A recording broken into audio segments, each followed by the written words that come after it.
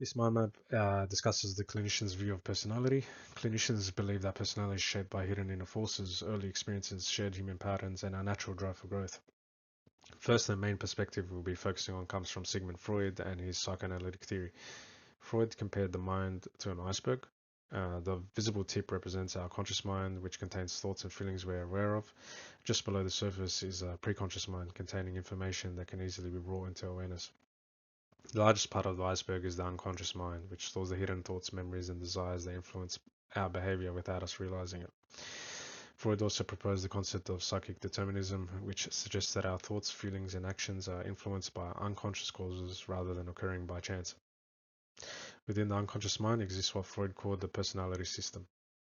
This consists of three interacting parts: the id, the ego, and the superego, and we're using the Avengers to portray that. In my mind map, I've used the Hulk to represent the id because he seeks immediate gratification and acts on instinct.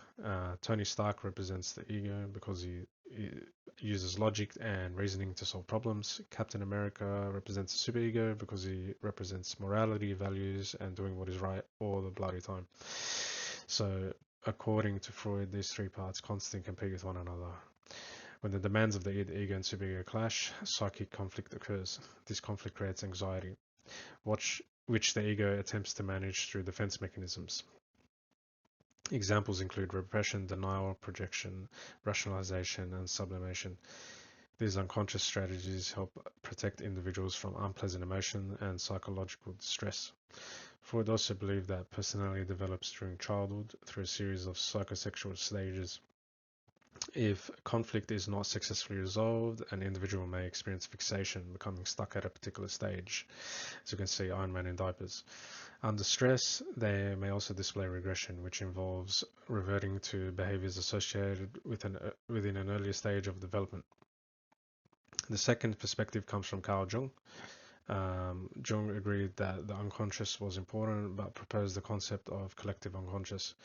He believed that all humans shared inherited memories and experiences that influence how we think and behave. From this collective unconscious emerge archetypes, which are universal symbols and patterns such as the hero, the mother, the monster. Um, and finally, humanistic psychologists Carl Rogers and Abraham Maslow focus on growth rather than conflict. They believe that people possess an innate drive to become the best version of themselves. Maslow called this process self-actualization, which refers to reaching one's full potential and achieving personal growth. In conclusion, the clinician's perspective suggests that personality is shaped by unconscious forces, internal conflicts, childhood experiences, shared human patterns, and our drive for self-improvement. Together, these series provide different but valuable ways of understanding what makes us unique.